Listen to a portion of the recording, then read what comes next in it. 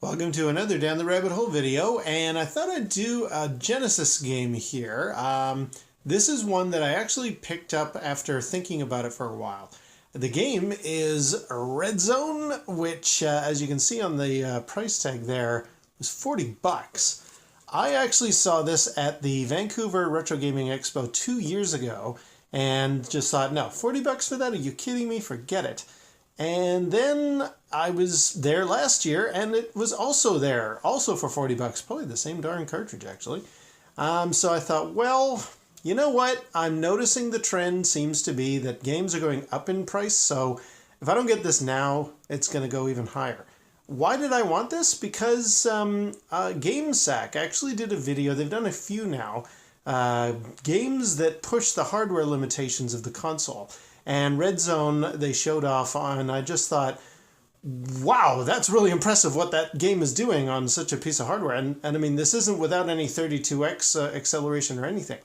So I thought, yeah, let's pick it up. It's kind of cool. It's got its limitations, but wow, what it does for the hardware is pretty impressive. So let's fire it up and I'll show you what all the fuss is about.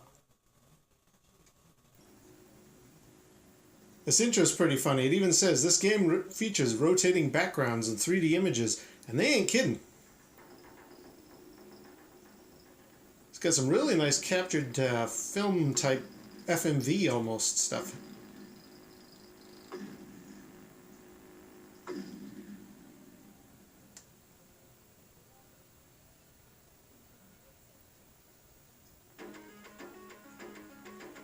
You can choose one of 3 different characters to play as well, which is kind of neat. They're all different.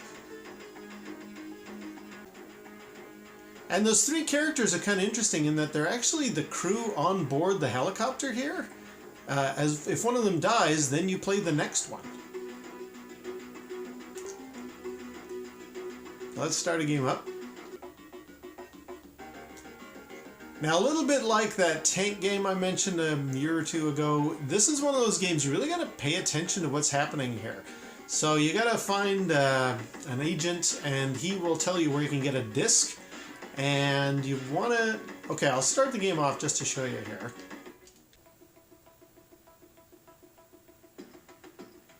So here we are. We start off, it's kind of a top-down view. I've got a radar in the upper right corner there to show me where I want to get to and what direction I'm heading, and an indication of how my helicopter's doing. I'm using the 6-button controller for this game, but it really only uses the 3. A fires your machine guns, B fires whatever your secondary weapon is, and C cycles through your secondary weapon. So you can see I can choose rockets, hellfires, and stingers. If I hit select, I'm the blinky thing in the center just above the letter R, which is a repair station. I want to get down to the agent, who is down in the bottom right corner. Now, it's a little hazardous between me and him, and once I get to him, I've only got so much time to get to my next objective. So let's just try this out here. If I push up on the D-pad, the helicopter takes off, and then I got this really cool left and right, forward and back motion. Shoot my guns. And I don't know if this is coming through on my camera or not, but this is what GameSack was talking about. The level of polish in this old game, like this isn't using any of the power of the 32X. This is just a standard Genesis game, and it's silky smooth. Like, you'd swear you're playing a 32-bit game, either 32X or even borderline PlayStation 1 or Saturn. Like, this is really impressive what these guys managed to achieve. You see I'm flying through the smoke and it's blowing the smoke in different directions? That's just one indication of how cool this game is. Now, let's see. I am there. I'm gonna head south. So, even though there's a red dot. Yeah, let's head south. In fact, let's move south and away from the red dot that's on my radar. Forward. Yeah, and there's even like these structures around. You see how like they've made some polygons that form, I don't know, some kind of a weird arch or something. That stuff is just really incredible, very impressive. Now, let's get south. There's these other little structures flying around. And then you actually have to go, ooh, there's somebody on my radar. Whoa, that looks actually pretty tough. Let's get away from him. There's some more bad guys. Let's get away from them. Let's get south. Oh, jeez. Flying over the landscape. Escape them all. Get away. Get away.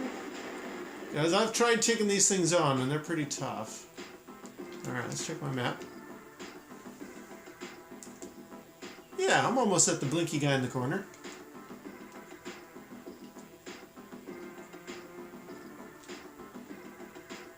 It is unfortunately one of those games where you really, don't go in guns blazing, you gotta think about it.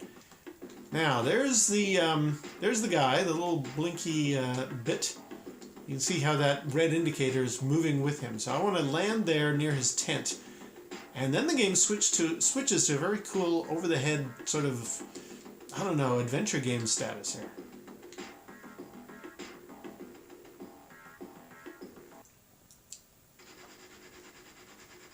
Alright, so that's the agent there lying by the fire, and this is me. And I kind of just move around Pac-Man style, up, down, left, right. If I move over to him, he'll give me my objective. Here, you need to take this disc to your next mission. It contains a virus. Put it in the enemy's computer at the computer center. Now, when I accept this, I have about a minute to take out the radar defense. So I'm going to just concentrate on doing that here.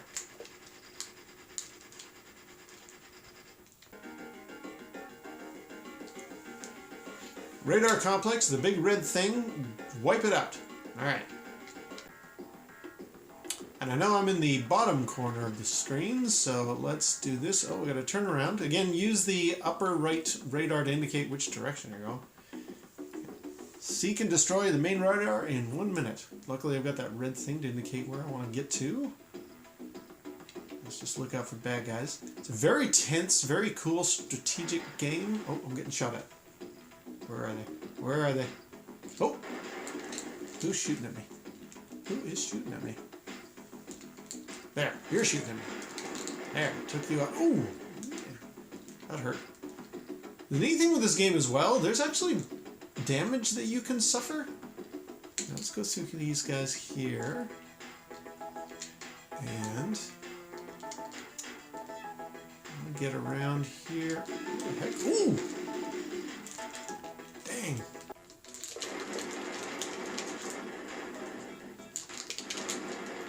There we go, got that one. Main radar down, well done. And now we're going to be on foot, so we can choose between Shades, Mirage, or Rocco. Let's go Shades, I guess. Shades? Oh, Shades, yeah, because he's wearing sunglasses. Let's go with Shades. And admittedly, this is about as far as I get. This is really, really cool, and you gotta love that 3D perspective. But this is really hard, so let me just see. There's bad guys around here. I can't go that direction. Oh, there we go. Can't pick up any weapons though. You can jump. Oh, sorry, throw a grenade at me. There's the jump. But I mean, like, look at the furniture. Like, it's sorry that you can't really spend more time just checking out how gorgeous the game is and the incredible achievement that they did. But throw a grenade at him. Yeah, I'm hurting now. But again, it's really cool. Now let's just get through here.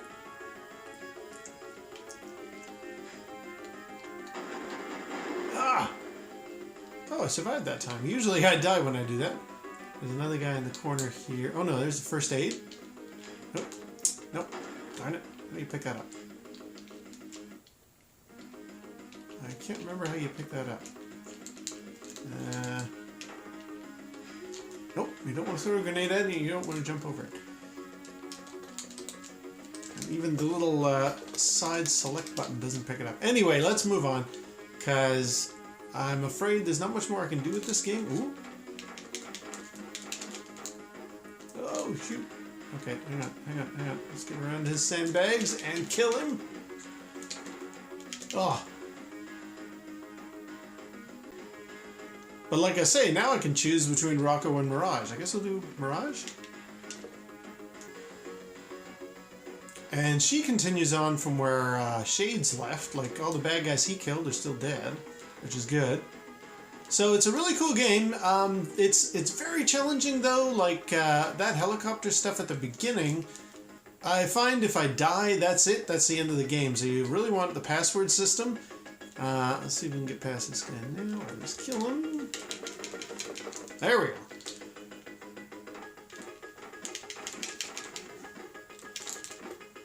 Oh, now she's dead. Okay, Rocco, it's all up to you.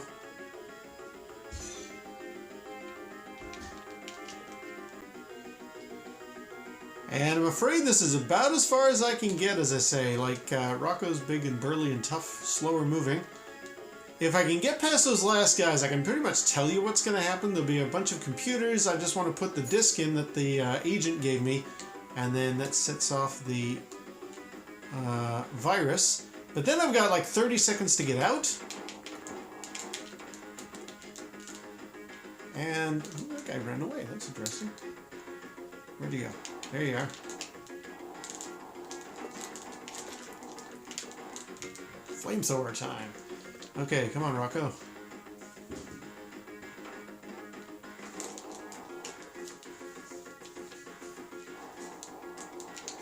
That's you. Okay, so I just want to put this disk into the computer here. Hacking. Awesome. Run that virus. See, this is really cool. Like, I love how this goes, but the company, or the facility is going to blow up in a minute.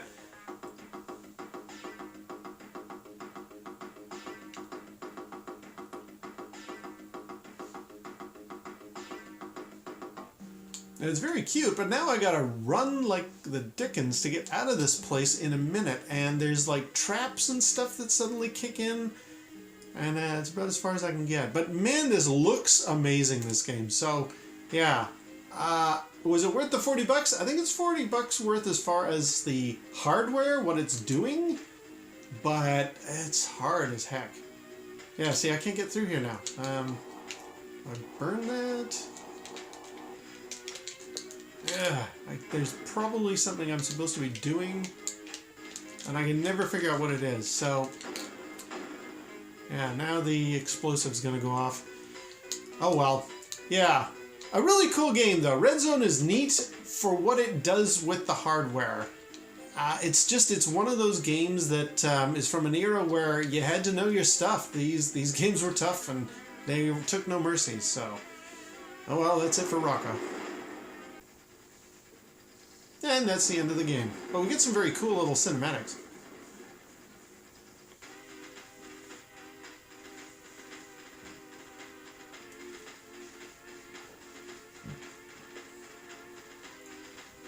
Death before dishonor. Alright, well that's Red Zone. Hope you enjoyed that. Neat for what it does technically. I guess until next time, we'll see you down the rabbit hole.